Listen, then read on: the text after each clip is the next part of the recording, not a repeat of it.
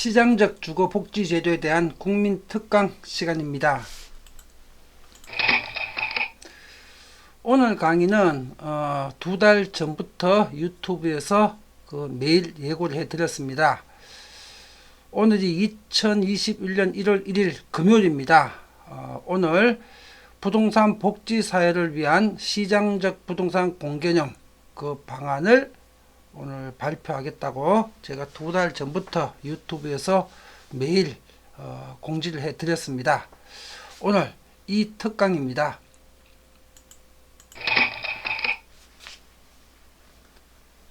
주택정책은 국민의 삶의 질과 경제적 생존에 직결되는 문제입니다.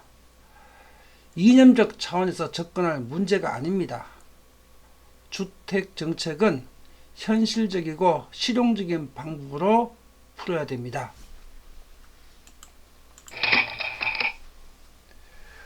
우리가 꿈꾸는 세상, 그리고 우리가 만들어 가야 되는 세상은 대한민국 국민 5천만 모두가 부동산 걱정 없이 행복하게 살 수 있는 세상입니다.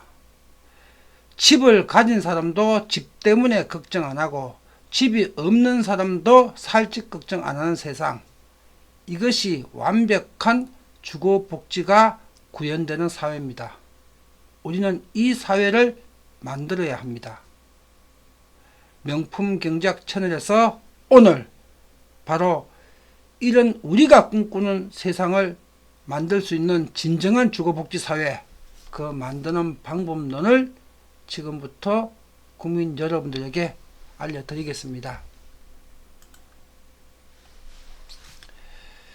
주택시장 또 주택가격에 대해서 이 경제적 이해를 하려면은 경기 파동과 자산 가격의 비례 법칙, 이 통계를 알아야 됩니다. 이게 무슨 말인가 하면요, 이 자산 가격은 주택이나 부동산, 주식시장의 시가총액을 얘기합니다. 주식이나 부동산, 주택의 이 자산 가격은 총통화 증가율과 GDP 총량 증가율, 국민소득 증가율, 1인당 국민소득 증가율, 여기에 연동해서 비례해서 결정이 됩니다. 이것이 경기 파동과 주택가격 비례 법칙입니다. 이건 화폐 경제의 철칙입니다. 지금 한국은행 통계로 2020년 올해 작년이네, 벌써 올해는 2021년 1월 1일이니까요. 작년 어제까지가 작년이었죠. 12월 21일자 기준으로 한국은행 통계로 분석한 자산가격 비례법칙 공식입니다. A 좌변이 1.53이고요. 그 다음에 우변 경제지표 증가율, 그것이 1.57입니다. 1.53과 1.57은 거의 같죠. 거의 같다. 비례하고 있죠. 이게 2011년부터 2020년까지 10년 동안의 이 자산가격 비례법칙 통계 검증 결과입니다. 좌변이 1.53, 우변이 1.57. 그리고 명품경제학 채널에서는 지난 10년, 20년, 30년 동안의 이 자산가격 비례법칙을 한국은행 통계로 전부 다 검증을 한 강의를 지난 6년 동안 여러 편 다 올려놨습니다. 이 공식은 화폐경제 시스템의 철칙입니다. 마치 물리학에서 상대성 이론 있죠. 일반 상대성 이론과 특수 상대성 이론. 그게 지금 물리학에서는, 거시 물리학에서는 그게 진리입니다. 과학적 실험으로 입증된 진리, 그게 아인슈타인의 상대성 이론이죠. 화폐 경제학 시스템에서 경기 파동과 자산 가격의 비례 법칙, 이 공식은요, 물리학에서, 거시 물리학에서 상대성 이론과 동일한 절대적 진리입니다. 자, 이게 무슨 말인가 하면요, 결국 자산 가격, 주택 가격, 부동산 가격은 통화 증가, GDP 증가, 국민소득의 증가하게 되면 주택 가격이 오를 수밖에 없다는 얘기입니다. 거꾸로 통화량이 줄어들거나 GDP가 줄어들거나, 그죠? 마이너스 성장을 하거나 국민소득이 감소하게 되게 되면 주택 가격도 하락한다는 뜻입니다. 그런데 우리가 성장하는 경제에서는 1%라도 2%도 성장하는 경제에서는 주택가격 상승은 화폐 경제적으로 불가피한 현상이라는 뜻입니다. 이게 화폐 경제 시스템입니다. 그런데 이런 화폐 경제 시스템의 본질을 넘어서는 주택 가격의 안정, 그걸 어떻게 이룩할 수 있을까요? 그건 화폐 경제의 본질을 뛰어넘는 아주 특별한 방법론이 필요하게 됩니다. 그런데 이런 화폐 경제의 속성, 이 본질에 반하는 반시장 정책으로는 주택 가격을 잡기 위해서 통화량을 줄일 수도 없고 경제를 마이너스 성장시킬 수도 없고 국민소득을 뒷걸음질치게 할 수도 없습니다.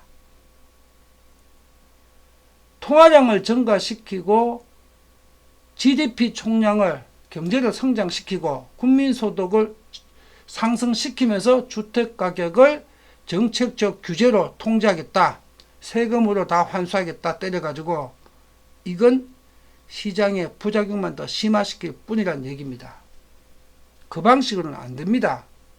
시장 친화적 방식으로 화폐 경제의 이런 속성, 이 본질을 극복할 수 있는 그런 방법을 찾아야 됩니다. 그것이 오늘 강의의 내용입니다. 이 경기파동 비례법칙, 앞에서 설명했던 경기파동과 자산가격 비례법칙에 대해서는 그 12월 달에 15분 30초 강의로 유튜브에 강의를 올려놨습니다.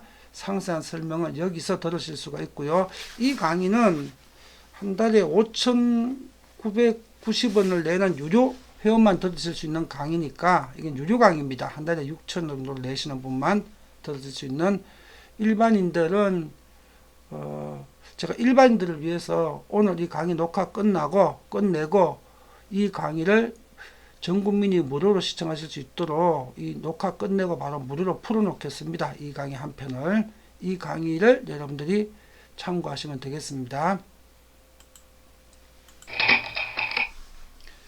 자, 지금부터 우리가 근본적인 논점들을 체크해 보겠습니다.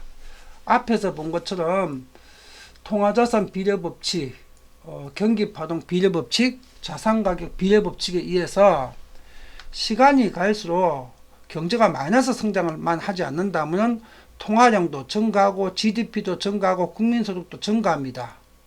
이렇게 시간이 갈수록 이 거시경제 지표가 증가하거나 상승할 수밖에 없는데 집값을 어떻게 안정시킬 수 있을까요? 이게 근본적인 질문입니다. 오늘 강의에서 이 해법을 찾는 겁니다. 그 해법은, 자, 통화량 증가, GDP 증가, 국민소득 증가는 우리가 지향해야 될 바지, 이걸 막을 수는 없습니다. 막아서도 안 되고 경제가 마이너스 성장하게 놔둬서는 안 되죠. 그러면은 이거는 증가할 수밖에 없는데, 이거 증가량보다도 더 많은 주택수와 전세 물량을 통화량 증가율이나 GDP 증가율, 국민소득 증가율보다 더 많은 주택수와 전세 물량을 획기적으로 공급 확대를 시키게 되게 되면은, 그죠? 주택 가격과 전세 가격이 낮아질 수밖에 없죠. 쉽게 설명하자면은 통화량이 5% 증가하는데 주택수와 전세 물량을 10%나 20% 증가시킨다면은 이 통화량이 증가하더라도 GDP가 증가하더라도 GDP 증가율보다 2배, 3배 더 많은 주택수와 전세 물량을 증가시킨다면은 주택 가격이 오를 수가 없고 낮아지겠죠. 이 원리로 주택 가격을 안정시킬 수가 있습니다. 더 구체적으로 현실적으로 우리가 지향해야 될 목표는, 지금 전국에 1,900만 원의 주택이 있습니다. 이걸 단기간 내에 2,900만 원으로 늘려야 됩니다. 획기적으로. 그런데 이 어떻게 지금 약 2천만 원 가까운 주택을 3천만 원을 어떻게 1,000만 원을 단기간에 늘릴 수 있을까요? 정부는 못합니다. 국민 세금으로도 못합니다. 규제로도 못합니다. 그러나 시장은 할 수 있습니다. 시장은 원하면 5년, 10년 만에도 할 수 있습니다. 단숨에 할 수 있습니다. 시장은 이런 공급 능력에 대해서 그 정부에 비해서 무한대의 능력을 가지고 있습니다. 그걸 활용을 할 수가 있습니다.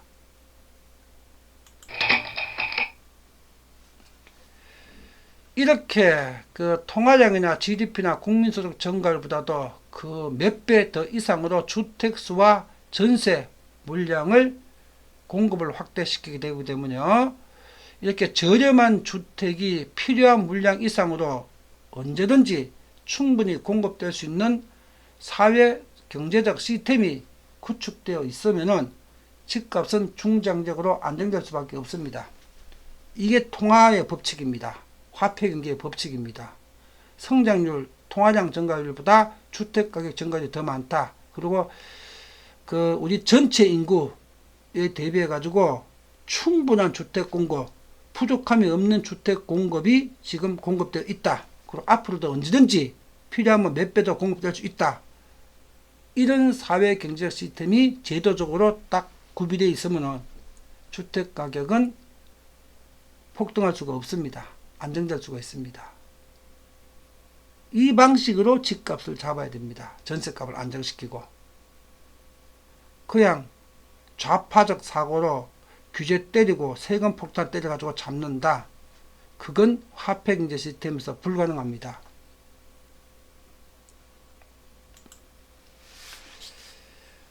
자, 올해 2020년 주택시장의 현재 상황을 한번 되짚어 보겠습니다. 원래 주택시장은 이게 일주일 전 언론 보도 내용이고 이건 3주 전 보도 내용입니다. 한번 보십시오. 전국서 주택 패닉 바잉 올해 거래량 역대 최대 114만 건, 작년보다 65.8%가 거래량이 증가했습니다. 패닉 바잉 때문에. 전세낭 패닉 바잉 전국 아파트 매매가 역대 최고, 이게 원래 펼쳐진 현상입니다. 좌파 정부와 좌파 국회의 부작용 때문에. 이 기사 내용 또 보겠습니다. 추가로 더. 문재인 정부의 부동산 정책 잘못이다 하는 국민들이 지금 60%에 육박하고 있습니다. 그리고 올해, 여기서 올해는 이 기사는 1월 1일자 오늘자 기사입니다. 올해 2021년에도 집값은 계속 오를 것이다 생각하는 사람이 68%입니다. 이 통계 그래프를 보게 되면요. 오늘자 통계입니다. 1월 1일자. 문재인 정부의 부동산 정책 평가가 매우 못하고 있다, 대체로 못하고 있다가 합치면 70%입니다. 잘하고 있다가 17%밖에 없습니다. 매우 잘하고 있다, 잘하고 있다가 합쳐갖고 23% 정도네요. 70%는 못하고 있다고 보고 있습니다. 잘못된 정책이라고 평가하고 있습니다. 국민의 70%가. 이게 분명히 잘못된 거겠죠. 국민의 70%가 잘못됐겠습니까? 아니면 이 정부가 잘못됐겠습니까? 그리고 올해 2021년의 부동산 가격 전망에 대해서 대체로 오를 것이다, 크게 오를 것이다 합치게 되면 약 70%입니다. 그리고 크게 떨어질 것이다 1.9%, 대체로 떨어질 것이다, 이게 두 개 합치면 약 20%입니다. 국민의 70%는 20%는 떨어질 거라고 보고 있고 70%는 오히려 더 오를 거라고 보고 있습니다. 물론 당연히 더 오릅니다. 올 상반기까지. 이게 뭐 전 국민이 지금 피부로 느끼고 계시는 문재인 좌파 정부의 부동산 정책 실패의 결과입니다. 문재인 정부가 주택 정책을 실패하지 않았다면 국민의 70%가 잘못된 사람이라는 얘기입니다. 국민의 70%가 경제적으로 잘못된 사람일까요? 문재인 정부가 잘못했을까요? 그건 각자가 판단을 하십시오. 부동산의 시가총액은 한국 GDP 규모의 5배가 넘습니다. 이 말이 무슨 말인가 하면은 부동산이 무너지면 한국 경제가 무너집니다. 집값이 10%만 하락을 하더라도 GDP 대비해서는 50% 규모의 경제적 소비와 투자에 충격이 발생을 합니다. 그래서 집값은 경제 성장률과 물가 상승률, 경제가 2, 3% 성장하고 물가가 1, 2% 상승하게 되면 물가 상승률 1, 2%, 경제 성장률 2, 3%그 사이에서 거기에 연동해서 안정적으로 균형 성장을 해야 됩니다. 지금 문재인 정부 3년 동안처럼 주택가격이 폭등을 하게 되기 때문에 이 폭등은 반드시 어느 시점에 폭락을 불러오게 됩니다. 주택가격의 폭등은 국민경제에 고혈당, 아직 당뇨병 환자, 중증 당뇨병 환자를 맞는 것과 똑같습니다. 주택가격의 폭등은 고혈당, 혈당 400, 500, 600을 초래하고 있고요. 지금 또 주택가격 폭락은 혈당 30, 40, 50 저혈당을 초래하게 됩니다.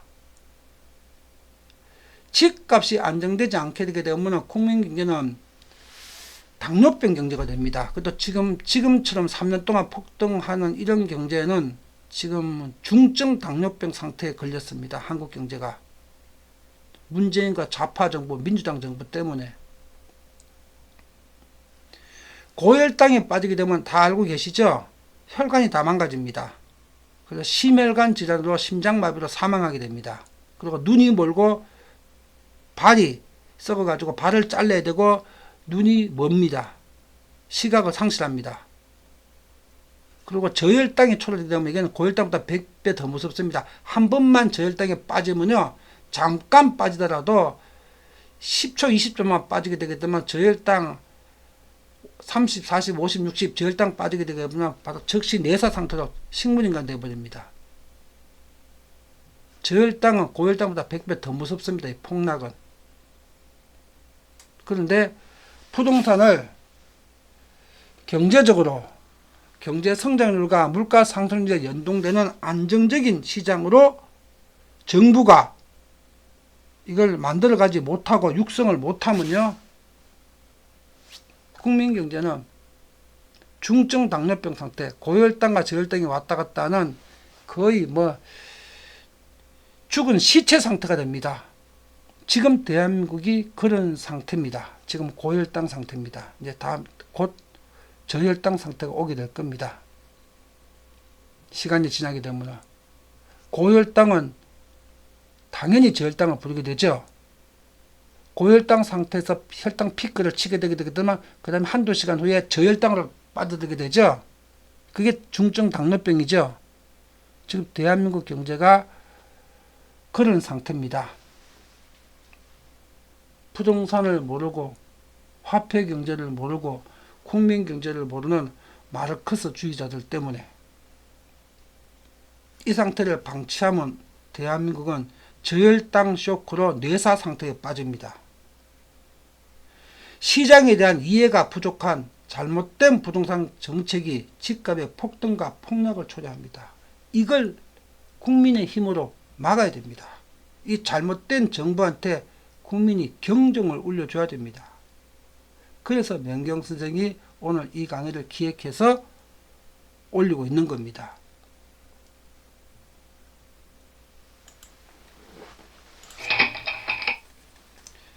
자, 지금부터 명품경제학 채널에서 시장적 주거복지 시스템, 우리 대한민국 5천만 국민 모두가 집 걱정 없는 세상, 집 있는 사람도 집 걱정 안 하고 집 없는 사람도 집 걱정 안 하는 세상, 그 세상을 만들기 위한 시장적 주거복지 시스템을 지금부터 발표를 하겠습니다.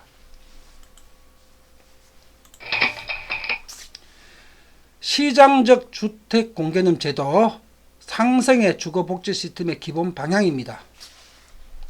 규제 완화와 세금 경감을 통해서 전국민 주거복지를 위한 1천만 호 이상의 충분한 주택 공급을 시장적 방법으로 할 수가 있습니다. 주택이 충분하게 공급되게 되면 주택시장은 안정적으로 움직일 수밖에 없습니다. 그리고 주택이 충분히 공급되게 되면 누구도 살집 걱정 없습니다.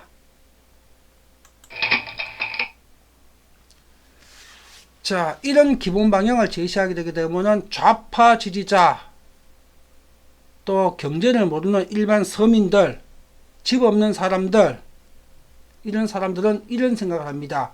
규제 완화와 세금 경감은 가진 자를 위한, 부자를 위한 정책 제안 아닌가요? 이렇게 생각을 합니다. 제가 여기에 대해서 명경 선생이 신의 말씀을 대신 전해드리겠습니다. 신의 말씀을. 인간의 얘기가 아니라 화폐 경제의 신. 화폐가 경제의 신입니다. 화폐가.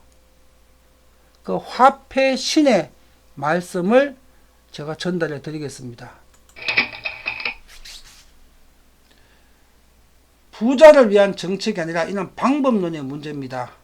칼은 살인의 도구일 수도 있지만 동시에 우리의 생존 음식을 만드는 우리 생존 필수제가 음식이죠.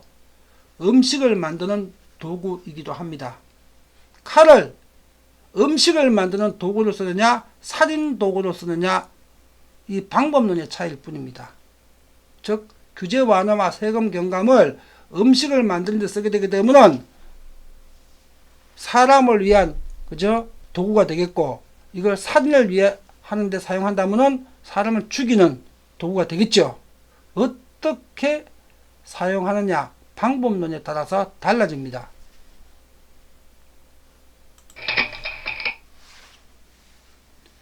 주택정책의 진정한 목표는 세금 복지가 아니라 주거 복지여야 합니다. 주거 복지를 위해서 정책을 만들어야 됩니다. 세금을 위해서 세금을 뜯기 위해서 주택정책을 수립해서는 안 됩니다.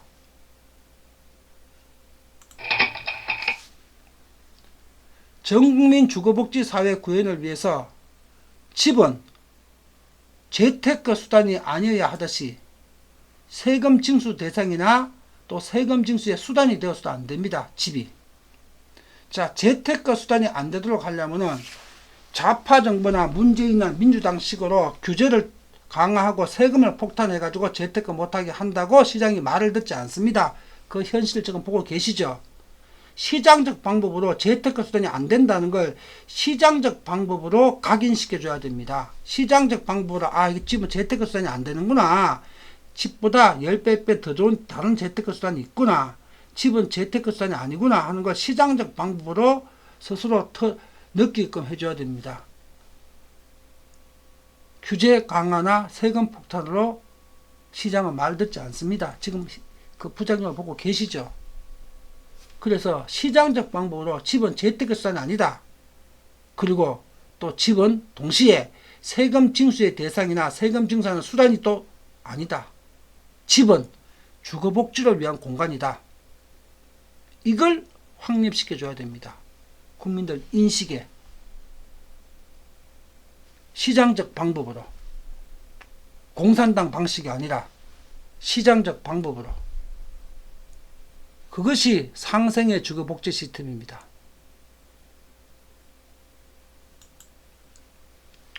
자, 기사를 보겠습니다. 일주일 전에 경실련에서 발표한 내용이고요. 요거는 올해 7월 21일 날 경실련에서 또 발표한 내용입니다. 일주일 전 기사 보겠습니다. 경실련 경기도 아파트값 노무현 문재인 정부 때 폭등했다. 노무현 정권 때 59% 상승했고 5년 동안 문재인 정권은 3년 동안 42% 폭등했습니다. 역대 최대로 폭등했습니다. 어떤 대통령이 때도 이렇게 집값이 폭등한 적이 없었습니다. 왜 그럴까요? 노무현 문재인 때만 되면은. 또 밑에 기사 보십시오. 올 7월 달에 보도된 내용입니다. 서울 아파트 가격 문재인 정부에서 상승액이 최대고 노무현 정부에서 상승률이 최고였다. 문재인과 노무현 정부에서 상승액 최대, 상승률 최대. 왜 이 사람들만 등장하면 집값이 폭등을 할까요? 이 기사 내용입니다. 올 작년 7월 21일 경실련이 서울 대학로 경실련 회관에서 기자회견을 열고 이와 같은 조사 결과를 발표했다. 경실련이 최근 6개 정부의 서울지역 34개 아파트 단지 시세 변화를 분석한 결과 서울 아파트 가격 전용 59제곱미터 기준으로 김영삼 정부 때는 26%가 상승했고 김대중 정부 때는 73%가 상승했고 김대중 정부 때는 IMF 외환위기로 국가 부도 사태를 맞이해가지고 지금 경기 부양, 건설 부양, 부동산 부양 정책을 썼기 때문이었죠. 요거는. 그리고 노무현 정부 때는 94%가 상승을 했고요. 이명박 정부 때는 13%가 하락했고요. 박근혜 정부 때는 27%가 상승을 했습니다. 근데 문재인 정부는, 다른 정부는 5년인데 임기, 문재인 정부는 3년 동안 53%가 상승했습니다. 문재인 정부 맡을 때는 94% 여기 육박해 있을 겁니다. 이것이 현실입니다. 김대중 정부 때는 상황이 다릅니다. 이건 경기 부양을 해야 될 시점이었고요. 노무현 때 94%, 문재인 3년 동안 53%. 이렇게 노무현, 문재인 이 좌파 민주당만 들어서게 되면 집값이 폭등을 했습니다. 지난 20년 동안. 왜 그랬을까요? 노무현과 문재인은 정책의 공통점이 있죠. 보유세, 양도세, 중과세, 재건축 규제 강화해가지고 재건축 부담금 매겨가지고 재건축 못하게 하겠다. 노무현 때 만든 법, 문재인 때 부활됐죠. 여기 동일한 내용입니다. 보유세, 양도세, 중과세, 재건축 규제 강화. 여기다가 문재인은 취득세, 중과세까지 하나 더 얹었죠. 이 세금을 중과세하고 재건축 규제를 강화하니까 노무현 때나 문재인 때나 집값이 다 폭등을 했습니다. 그런데도 이걸 더 규제를 더 강화하고 세금을 더 올리는 것이 사회 정의라고 이 사람들은 강변을 합니다. 시장에 대해서 아는 게 없으니까요.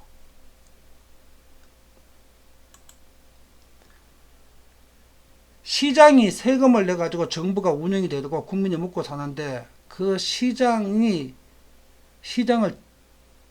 무찔러야 될 적군으로 악마로 대합니다. 이 문재인과 민주당은 이 발상이 잘못된 거죠. 자기는 시장에서 나온 겁니다. 시장에서 내는 세금, 시장에서 만드는 재화로 국가가 돌아가고 공무원이 먹고 살고 경제가 돌아가니까 사람들이 먹고 사는데, 사람으로 말하자면 엄마 뱃속에서 나왔는데 그 어머니가 시장입니다. 우리가 어머니 뱃속에서 나는 어머니인데 그 어머니를 부정하는 것들이 거기다 칼들이 되고 죽이려고 덤비는 것이 이게 민주당과 문재인식 사고방식입니다. 이게 좌파식 마르크스식 사고방식입니다.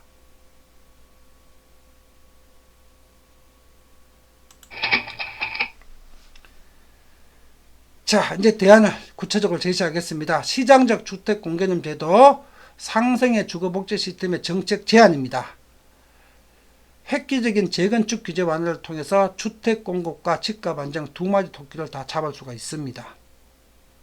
그리고 주거복지를 이룩할 수가 있습니다. 재건축 규제 완화를 통해서 어떻게? 이렇게입니다.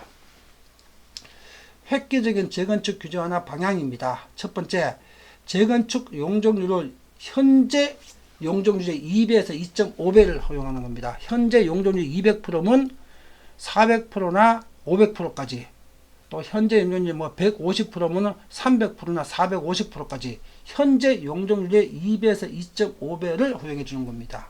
그리고 두 번째, 증가된 용적률의 50%는 공공 영구 전세 주택으로 기부 체납을 하는 겁니다. 증가된 용적률의 50% 부분은, 자, 예를 들어서 200% 증가해줘 갖고 현재 200% 용적률 단지를 400%로 재건축을 해줬다. 400%를 해주게 되면 200%가 증가됐죠. 200% 증가된 것 중에서 100%는 조합원들의 평수 늘리거나 일반 분양분을 쓰고 사업비로 쓰고, 증가된 100% 부분, 100% 부분이 공공 영구 전세 임대주택이 되는 겁니다. 그리고 그 공공 영구 전세 임대주택을 위해서 토지 지분은 무상으로 정부에 기부 체납하는 방식입니다. 그 토지는 정부 소유분이 됩니다. 그래서 토지 지분을 영구 기부 체납한다 무상으로 해서 주택 공개념 제도입니다. 시장적 주택 공개념 제도입니다. 그리고 정부는 이제 그 건축비는 정부가 내야 됩니다. 어떻게 내느냐? 건축비는 그 주택에 입주할 영구 전세 세입자, 영구 전세로 입주할 세입자한테 전세 보증금을 받아가지고 건축비를 납부하게 됩니다. 토지는 무상으로 기부 체납받고 건축비는 세입자한테 받아가지고 그 건설회사에 대금을 지불하게 됩니다. 그리고 그 토지와 건물은 영구적으로 국가 소유가 되는 겁니다. 이것이 시장적 주택 공개념 제도입니다. 명경 방식에.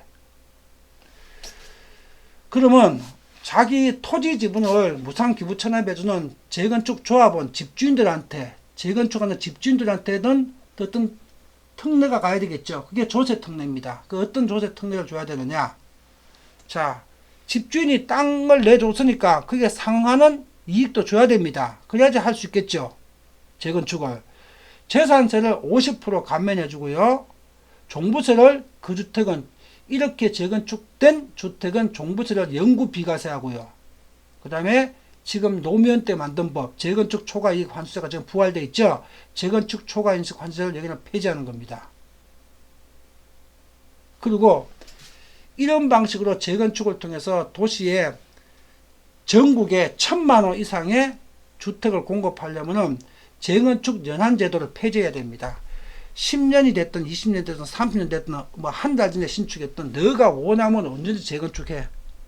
너가 원하는 구조로 구조가 낡아서 새로 하든지 아니면 뭐 청수를 높이고 건폐를 줄여가지고 더 친환경적으로 짓기 위해서 하든지 재건축은 기간 제한 없이 1년 전에 졌던 10년 전에 졌던 30년 전에 졌던 재건축 연한제가 폐지되었고 무제한 너가 원하면 언제든지 할 수 있어. 무제한 허용해 주는 겁니다. 정가 용적률 50%의 토지를 기부 체납하는 조건으로.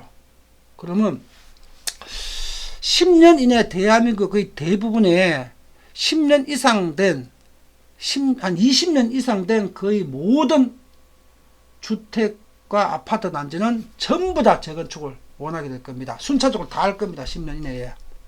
그러면 10년 이내에 신축주택 1000만호를 물량을 영구 공공임대주택 1000만호 물량을 확보할 수가 있습니다. 이것이 바로 획기적인 재건축 규제 완화를 통한 시장적 주택 공개념 상생의 주거 복지 시스템입니다. 자, 이 명경이 제안한 정책 기대 효과에 대해서 제가 정리를 해 보겠습니다. 첫 번째, 현재 지금 전국 아파트가 1030만호 됩니다. 1030만호가 되는데 이와 같은 방식으로 재건축을 허용을 해주게 되게 되면요, 현재 용적률의 2배에서 2.5배로 허용해 주는 거니까 재건축으로 추가 20평, 30평짜리 아파트 500만호를 영구 전세주택으로 10년 이내 확보가 가능합니다. 500만호. 그런데 정부는 500만원을 확보하는데 정부는 돈 한 푼도 안 써도 되고 세금으로 1원 한 푼도 지출 안 해도 됩니다. 토지는 500만원 영구 전세주택의 토지는 시장으로부터 현재 집 소유자로부터 무상으로 받고요. 그 다음에 이 건축비는 입주할 세입자한테 받습니다. 건축비는. 그러면 정부는 1원 한 푼 돈 안 들이고 시장적 방법으로 시장에서 다 주택 500만원을 제공해 주게 되는 겁니다. 국민들을 위해서.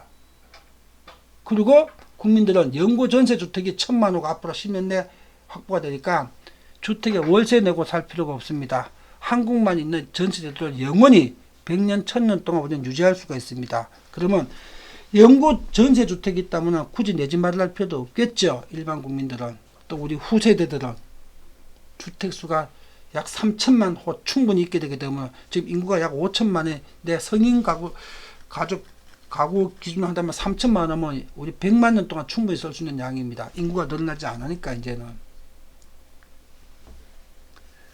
월세 없는 주택복지. 다른 나라는 월세 내고 살아야 되죠. 집 없는 사람들. 한국은 영구 전세주택에서 월세 없는 주택에서 영구히 살 수 있습니다. 집 없는 사람은. 집 있는 사람은 자기 집에서 영구히 살 수 있습니다. 3천만 가구를 져가지고. 두 번째 효과입니다. 아파트 단지뿐만 아니라 단독이나 빌라, 연립 다세대 이런 것도 재건축 규제를 동시에 완화해 가지고요. 재건축 아무런 규제 없이 너가 20집, 30집, 50개 합쳐 가지고 뭐 1000평, 2000평, 만평 합쳐 가지고 재건축하겠다고 하게 되면 무제한 허용해 주는 겁니다. 단독이나 연립 다세대 이 빌라 단지도. 그러면 앞으로 10년 이내에 추가로 500만 원가 더 확보가 가능합니다. 이 두 개를 합치게 되면 도시 전체를 전부 다 다시 재건축하는 겁니다. 10년 동안. 그리고 재건축을 하면서 그죠? 도로 경계면 도로를 갖다가 기부 체납 받다가 도로도 넓히고 그리고 국민 영구 전세 임대주택 1000만 호를 확보하고, 그리고 도시 환경을 전부 다 재정비하고 첨단 공원도시를 만들 수 있죠. 재건축을 하면서 지상은 전부 다 공원을 만들고 주차장은 전부 지하를 집에 이렇게 만들고, 대한민국 도시 전체 지상을 다 공원으로 만들 수 있습니다. 재건축을 하면서. 그리고 골목도를 다 1, 2m 더 확장할 수 있고, 그리고 영구 전세 임대주택 1000만 호를 확보할 수가 있습니다. 지구상에서 전 국민의 완벽한 주거복지가 구현된 최초의 국가, 그 국가를 대한민국이 명경 방식으로 만들 수가 있습니다.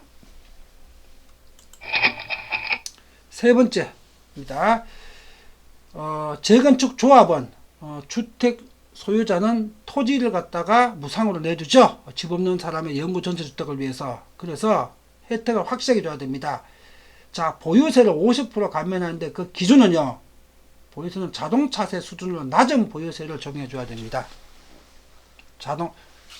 토지를 기부 체납해 가지고 집 없는 사람들이 그저 영구 전세 임대주택을 저렴하게 살 수 있도록 해줬으니까 대가를 확실하게 줘야 됩니다. 종부세는 영원히 그 주택에 대해서는 비과세고, 자동차세 수준의 낮은 보유세로 전혀 보유세로 부담이 안 가게끔 낮춰줘야 됩니다. 토지를 기부했으니까. 그리고 주택 보유세가 낮아지게 되게 되면 그만큼 더 소득 증가 효과와 소비 확대 효과를 누려가지고 경제 성장률도 훨씬 유리하게 작용을 합니다. 그리고 종부세, 재건축 부담금은 비과세하거나 영구 폐지해야 됩니다. 이 주택에 대해서는. 이렇게 확실하게 보답을 해주게 되면 재건축 동의율 100%도 확보하는데 문제가 전혀 없습니다. 대한민국의 도시 전체 주택을 10년 내에 전부 다 재건축할 수 있습니다. 그를 통해서 1000만 호의 영구 전세 주택을 확보할 수가 있고, 도시를 전부 다 공원화 시킬 수 있고, 지상을 전부 다 녹지로 만들고, 주차장을 전부 지하로 집했고, 골목을 전부 다 1, 2m 도로를 더 확장할 수가 있습니다. 친환경 도시로 새로 만들 수 있습니다. 그러면서 동시에 1000만 호의 영구 전세 주택을 확보해 가지고 대한민국 국민을 앞으로 월세 없는 주택에서 영원히 살게 할 수 있습니다. 그리고 3000만 호가 확보가 되게 되면 주택 공급이 충분하기 때문에 성인 기준으로 거의 한 명당 집 한 채씩 있는 꼴이니까 주택 가격은 소비자 물가 상승률과 연동해서 움직이지 그 이상 올라갈 수가 없습니다. 공급이 충분히 넘치기 때문에. 네 번째 효과입니다. 세입자, 영구 전세주택, 공공전세주택 세입자는 토지비 없이, 토지는 주택 소유자가 제공을 해줬죠. 무상으로. 건축비만 내고 영구 공공전세주택에 영구히 거주할 수 있습니다. 내 집도 마련할 필요가 없습니다. 그럼 내 집 마련할 사람이 굳이 없으면은 집값이 오를 이유도 없겠죠. 교체 투자, 지방 살다가 서울 올 때, 작은 평수 살다가 큰 평수 갈 때 외에는 새로운 주택 수요가 없는 겁니다. 그러면 집값이 과잉수요에 의한 집값 폭등이 있을 수가 없겠죠. 물론 비강남 지역 살다가 강남 지역에 살고 싶어서 수요는 발생을 하죠. 그러나 무주택자가 살 집을 위한 주택 수요는 발생하지 않는다는 얘기입니다. 지금 말하는 것처럼 전세값 폭등으로 의한 주거 바잉, 패닉 바잉 이런 사태는 안 생긴다는 얘기입니다. 비정상적인 주가 폭등은 안 생긴다는 얘기입니다. 영구 공공전세주택에 살 수 있으니까, 이 물량을 1000만 원 확보할 수 있으니까.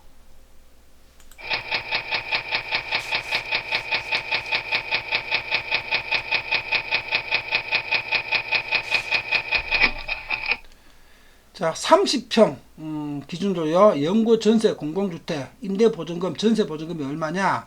건축비 500만 원 기준으로 하게 되면 1억 5천만 원이고요. 700만 원 기준으로 하게 되면 2억 1천만 원입니다. 20평짜리는 50평 기준으로 하게 되면 1억이고, 20평짜리는 700만 원 기준으로 하게 되면은 2724 1억 4천입니다.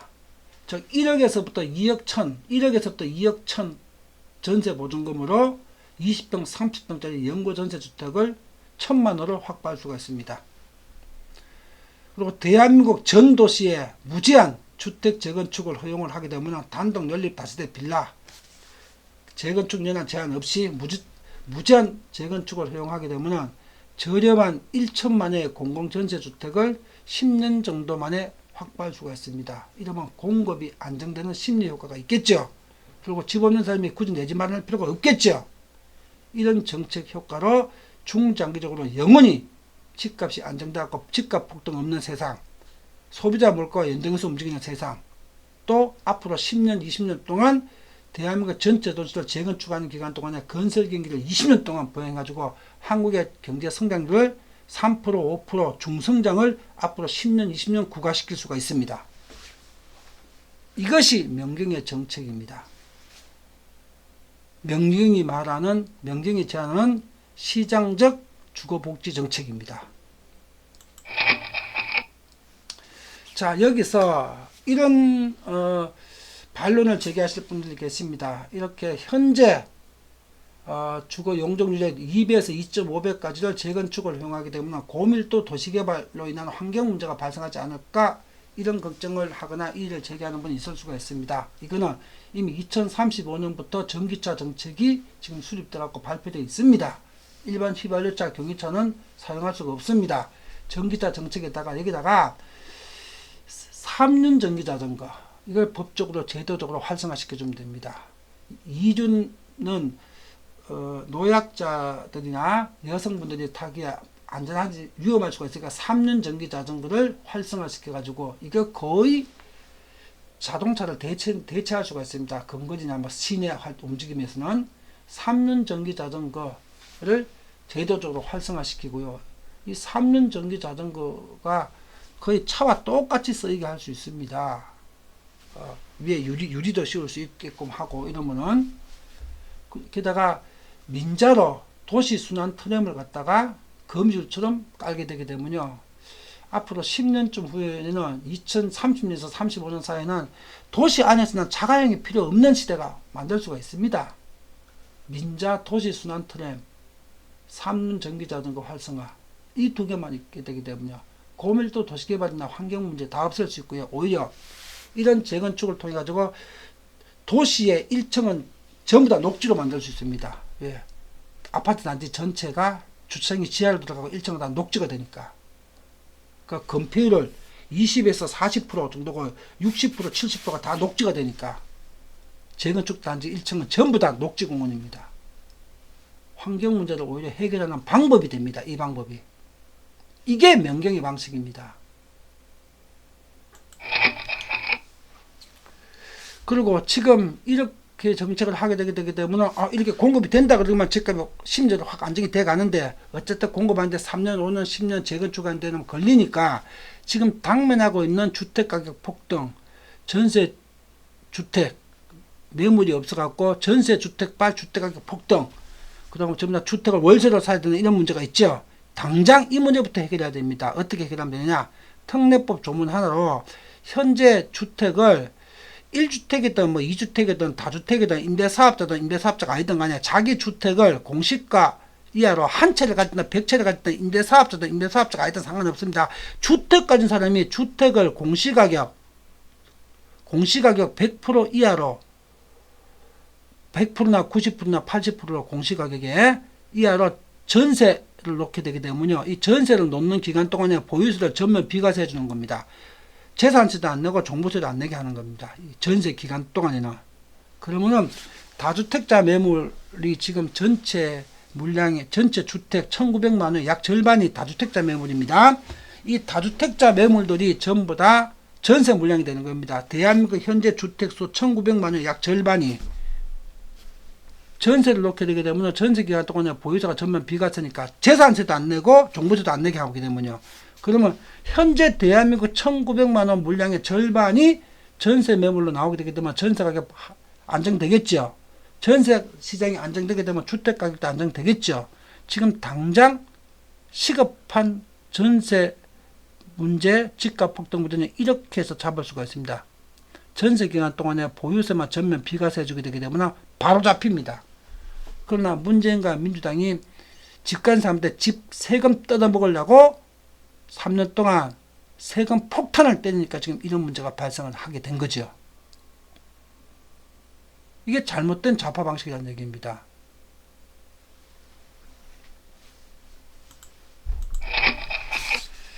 자, 대통령 경제가에 문재인 취임할 때부터 3년 전부터 지금까지 매번 올려주고 있습니다. 이 강의들 한번 보십시오. 취임하는 순간서부터 올려줬습니다. 이렇게 하라고. 지금 오늘 강의한 대로 하라고. 보유세 때리게 되게 되면 집값도 폭등시키게 되니까 때리면은 더 부작용 더 심각해진다 하지 말라고. 보유세 올린다고 발표했을 때부터 이게 2017년 1월 17일, 2018년 1월 17일이겠구나. 이게 오타입니다. 2018년 1월 17일 날 올려드렸습니다. 그런데 말 안 듣고 올렸다가 집값 폭등하고 난리가 났죠, 지금. 오늘 강의 내용은 3년 전에 문재인 정부 출범할 때부터 대통령 경제가이로 또 온오프라인 강의에서 이미 수백 번, 수천 번 강의를 올려드렸던 내용입니다. 이걸 오늘 다 총정리해서 지금 발표하는 겁니다. 근데 말 안 들어요. 이 공산당들은. 그리고 전 국민을 죽어 생족에 빠뜨려 놨어요. 그리고도 잘했답니다. 잘못한 게 없답니다. 바른 방향이랍니다. 올바른 방향이라고 합니다. 사회주의 공산화 사회를 위해서. 이게 잘못됐다는 걸 전 국민에게 알리기 위해서 명경 선생이 오늘 이 강의를 준비한 겁니다.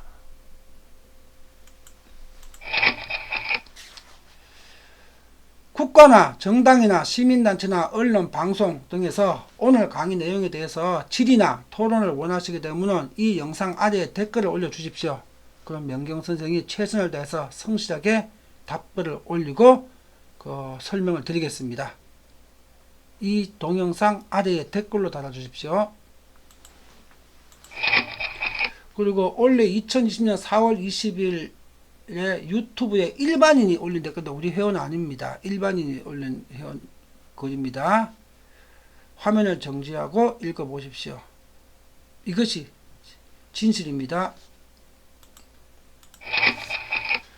그리고 이 강의는 지적재산권입니다. 표절, 모방 강의, 도용 해서는 안 됩니다. 만약에 오늘 이 강의를 도용하거나 표절하는 정치인, 특히 이재명이가 또 도용하겠죠. 도용을 말 안 하고 도용하려고 덤비겠죠. 이재명이 또 정당, 정책, 국가정책, 또 동영상이나 강의나 블로그 등 표절하거나 이건 모방한 내용들 신고하시기 때문에 우리 이 강의 내용은 이미 3년 전부터 공개되어 있었던 내용들입니다. 온오프라인에서 2017년 5월서부터 지금 쭉 공개한 내용입니다. 이런 걸 신고해 주시게 되면 법적으로 지적재산권 관리 위임장을 고비해 드리고요. 그 신고하신 분한테 손해배상 전권을 다 받아갖고 본인이 가질 수 있는 법적 권한을 위임해 드립니다. 자, 그런데 정치인이나 정당이나 국가나 또 어디 동영상이나 어디 강의나 뭐 어떤 강사든 간에 출처를 정확하게 표기하는 조건으로 유튜브 명품경제학 채널 이렇게 정확하게 표시하는 조건으로 이거 오늘 강의 내용을 화면을 사용하시다 내용을 사용하시게 되기 때문에 전 국민에게 모든 국민에게 무제한으로 이거를 저작권하고 무관하게 인용하거나 활용하거나 사용하실 수 있도록 허락을 합니다. 출처만 정확하게 표시하시게 되면 무제한 무료로 인용하거나 활용하거나 사용하실 수가 있습니다. 오늘 강의 내용은. 그러나 출처를 표기를 정확하게 안 하시게 되기 때문에 지적재산권 침해로 민형사적으로 법적 불이익을 받게 됩니다. 그리고 내년 2022년 1월 1일 날 오늘 2021년 1월 1일이니까 1년 후죠. 1년 후 오늘 1월 1일 날 금요일 밤 10시에는 1인당 국민소득 10만 불 경제 구축을 위한 21세기의 창조적 시장복지법을 발표하겠습니다. 이게 무슨 말인가 하면 복지국가를 만드는데 3만 불 경제를 10만 불 경제를 만들 수는 없겠죠. 유럽식 좌파 복지 시스템을 만들게 되면 3만 불 경제가 후퇴를 하거나 베네수엘라나 그리스 짝이 나게 됩니다. 그러니까 3만 불이 아니라 15,000불, 만불로 거꾸로 가게 됩니다. 안 그러면 화폐 인플레이션으로 한국 돈 가치가 종이 조각이 돼갖고 원달러 환율이 그 1달러가 우리나라 돈 10만원 갈 수가 있습니다. 그러니까 지금 좌파식 유럽식 또 민주당이나 문재인식 이 복지제도는 국가를 파산냅니다. 10만 불을 못 만듭니다. 그런데 전 국민이 원하고 문재인 지지자가 원하는 진짜 복지사회, 스웨덴 복지의 장점을 다 살리고 단점을 다 제거해가지고 스웨덴 복지제도를 진짜 신의 복지제도로 업그레이드시킬 수 있는 방법, 단점을 다 제거한 완벽한 스웨덴 복지 시스템, 그게 창조적 한국적 시장 복지제도입니다. 그런 제도가 있을까요? 있습니다. 이미 3년 전에 발표를 했습니다. 대통령 경제과의 실제 앞에서 보시게 되게 되면요. 내한테 질의만 하면 가르쳐준다고 했는데 답변 안 하더라고요. 질의를 안 해요. 이제 질의를 안 해도 우리 대한민국 5천만 국민에서 영원히 내가 안 가르쳐줄 수는 없으니까 이미 대통령 경제과에서 3년 전부터 다 공개해 놨습니다. 내용이나 방향은. 그 공개를 질의를 안 해도 내년 2022년 1월 1일 날 오늘 이 시간에 대한민국의 10만 불 경제를 완성하기 위한 창조적 한국적 21세기 시장 복지법 그 시스템을 1년 후에 발표하겠습니다. 자, 오늘 강의 여기서 마치겠습니다.